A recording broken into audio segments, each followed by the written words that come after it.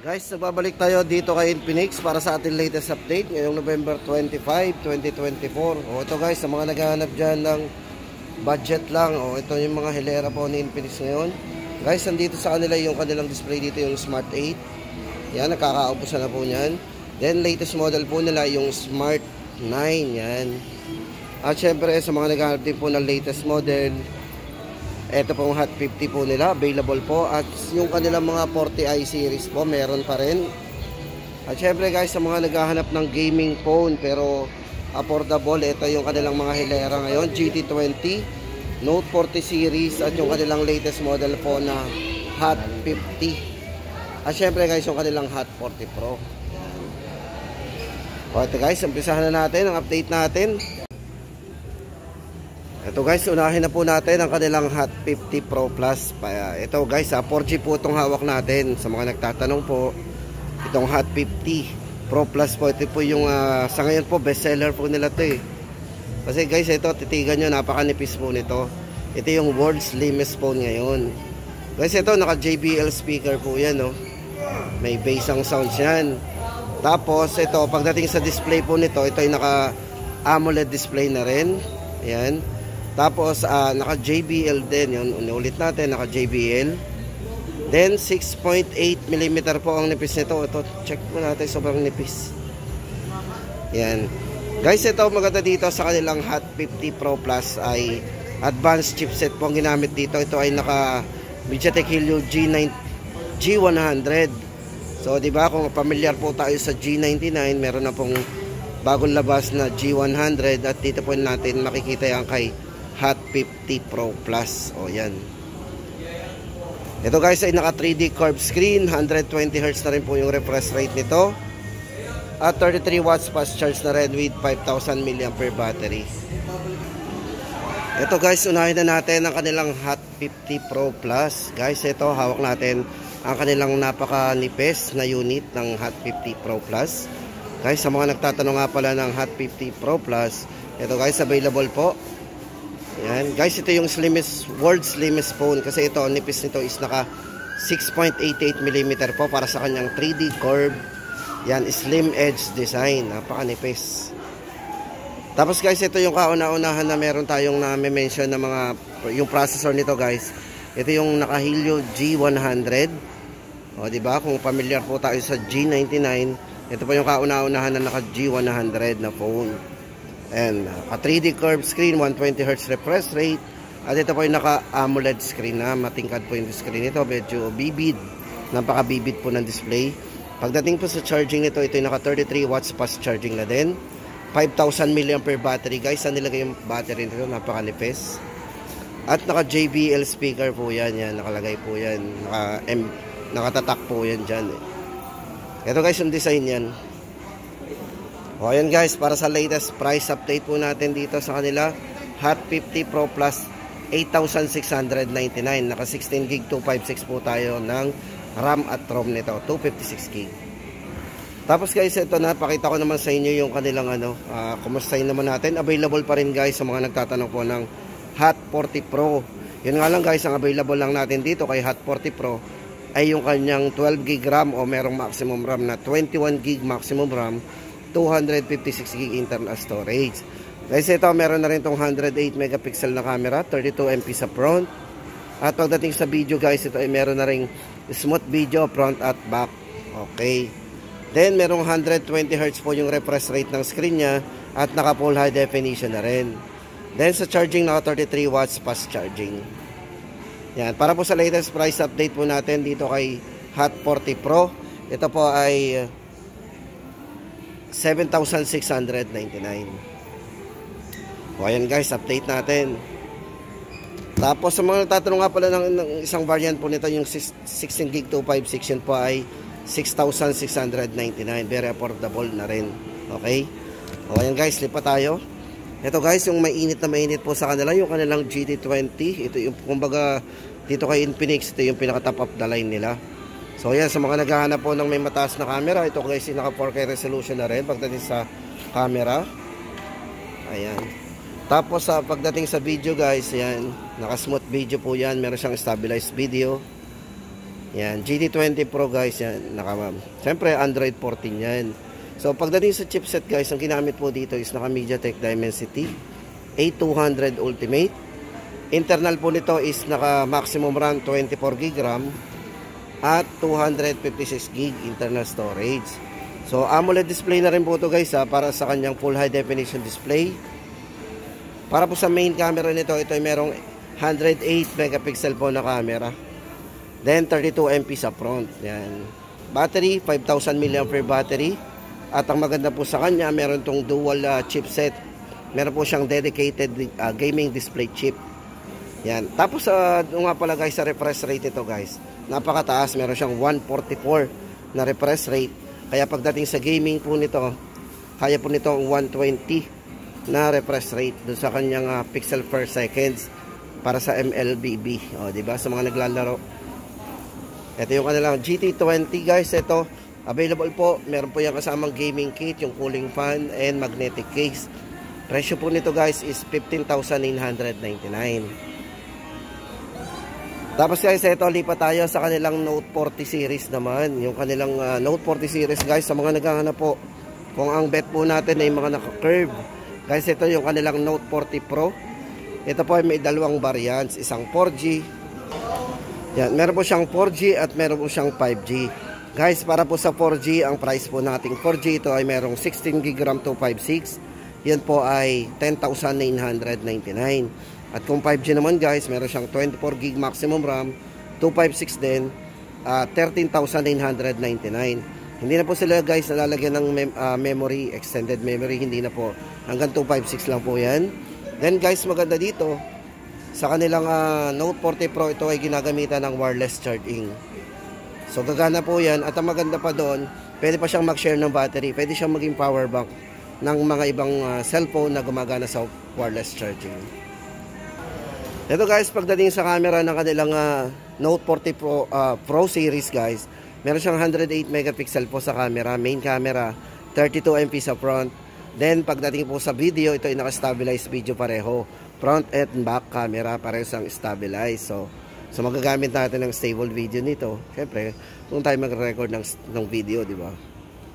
O, napakanipis ng bezel niyan. Tapos pagdating sa 5G guys, ang charging po nito is hanggang 100 watts. At ang 4G naman po nito ay 70 watts fast charge. Napakabilis din pareho.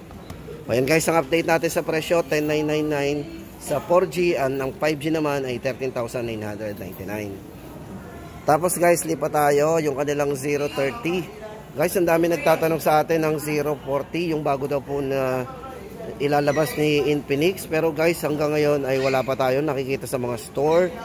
So marami na rin po nagtatanong ng flip. O yung flip ni Infinix, wala pa rin po guys. Ito yung latest update natin. Ito guys, may dumating pa rin po nitong pailan-ilan sa store. Ito guys, para sa latest update natin. Sa 4G po nito, 8,999. Then yung 5G po nito, from 14,999, ngayon po ay 12,999. Guys, ang maganda dito sa kanilang zero, kaya maganda to, na-appreciate talaga to ng mga iba, naghahanap pa rin. Ito guys, ay merong napakalinaw na front vlogging camera. Meron siyang 50 megapixel, tapos naka 4K resolution po ang front camera nito. O, di ba? Front camera, naka 4K, smooth video. Ito yung kanilang 030. Ayan. Manipis din. Para po sa presyo guys, ang 5G po 12,999. And sa 4G po nito ay 8,999. Oh. Tapos guys, ito good news. Yung kanilang Infinix Note 40 5G. Guys, from 12,999. Ito po ay 512GB internal storage. Available color po nila dito, kulay gold. Yan po yung flat. Yan. Hindi po siya naka-edge. Naka-wireless charging din po yan. Then ito guys, sa charging, naka 33 watts fast charge. Then 5,000 mAh battery. So sa chipset po, ginamit po dito guys is naka Dimensity 7021 5G. 10,999 na lang po yan. Yan po guys ang update natin dito sa kanilang Note 40 5G. Sa mga naghahanap po ng pinakamurang 5G na may malaking internal storage, 10,999. Tapos guys, punta na tayo sa kanilang mga budget phone. Tapos guys, ito naman ang update natin sa kanilang mga budget phone dito kay Infinix guys. Ito na yung mga hilera. ng ating mga budget. Ito guys, unahin na natin yung kanilang Hot 50. Guys, ito naman yung kanilang Hot 50. O ito guys, baka malito po tayo. Ito pong isang variant po ng Hot 50. Ito po yung naka Helio G100 processor na din to.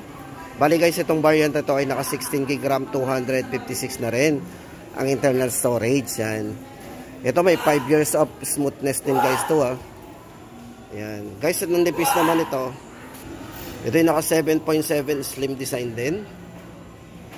Ayan, naka Helio G100, naka 18 watts fast charging na din. Then 120 Hz na rin po yung kanyang refresh rate sa screen.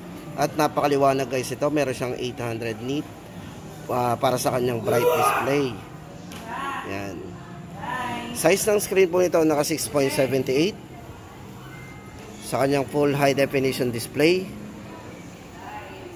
Yan, para po sa presyo guys, ito kung naghahanap tayo ng budget phone at latest model po dito kay Infinix, 7,199 po ang price nito. Tapos ito na guys ang update natin sa kanilang 40i. Ito for 40i. Ito hawak natin yung kanilang 256 gig. Ito para sa presyo guys nito. Ito ay naka 16 gig RAM 256. Para po sa latest update po natin sa price nito guys, 6,199. Bali guys, ito sa camera meron siyang 50 megapixel sa main camera, 32 MP sa front. At naka 18 watts fast charging na din yan. Diba? At for security, naka side mounted fingerprint. At meron na rin itong 200% volume up. So may malakas na volume yan. At para po sa isang variant ito guys na 16 GB RAM 128 naman. So may mataas na RAM, 128 na rin internal storage. Ito para sa presyo guys nito ay 5,499. So guys, sa mga naghahanap dyan ng budget lang ha, pero may mataas na RAM yan. Ito po yung kanilang Hot 40i. 5,499. Tapos guys, ito na yung kanilang Hot 50i. So guys, ito para sa Hot 50i, bagong labas po ito ni Infinix. Ito para sa dalawang variants po nito. 8 GB RAM 128 at 8 GB 256. Parehas po silang naka 120 Hz po yung refresh rate ng screen. Naka 48 months of smoothness, parehas din. Tapos guys, ang maganda dito, meron siyang 300% volume up. So napakalakas ng volume po nito. Up to 300%. At ang camera guys na ginamit dito is naka 48 megapixel, naka IMX na po yan. O, IMX, o, check po natin kung ano version ng IMX yan. Yan, 582. O, napakalinaw na rin po niyan yung camera nito. Guys, ang size ng screen to naka 6.7 inches. Tapos naka punch hole display. O, ito guys, presyo po natin ng 128. Yan, unahin na po natin 4,699. Ito guys, para sa 128 po na variant, ito ay 4,799 and 5,699 naman sa kanilang 256 gig. O guys, wala pang 6,000 yan, 5,699. Tapos guys, ito baka may naghahanap po sa inyo ng Smart 8 Pro. Guys, ang kanilang Smart 8 Pro, good news kasi ito, from 4,999, ito po yung naka 16 GB RAM, 128. Ito po ay 4,499 na lang. Ito po ay merong 50 megapixel po para sa kanyang main camera. Ayan. Tapos ito guys ay naka 200% volume din. Pagdating sa chipset, ito ay naka Helio G36 na rin. Yan. Para po sa presyo guys, 4,499 Smart 8 Pro. Tandaan po natin. Tapos ang kanila pong Smart 9, ito guys may dalawang variant yung Smart 9 sa naghahanap ng latest pero budget dito kay Infinix. Yung kanilang Smart 9 ay may dalawang variant. Para po sa 64 gig guys ito. Yan. Naka 48 month fluency of smoothness din yan. 120 Hz po ang refresh rate. Malaki din po ang screen ito. Naka 6.7. Naka punch hole display. At meron siyang dual speakers at naka 300% volume up. Yan. Para po sa 64 gig, 3,699. Very affordable. At yung 128 po nito guys ay 4,100. At para naman sa 128 guys na variant nito ay 4,199. O yan guys, maganda dito, naka Helio G81 na po yan. Napakalakas din po ng processor nito pagdating sa mga budget phone, o di ba? Latest pa. Tapos ito naman guys, sa mga naghahanap po dyan ng Smart 8. na naging mabenta rin dito kay Infinix. Ito yung kanilang Smart 8 na 8GB RAM 128. Ito po para po sa presyo nito 4,199 din.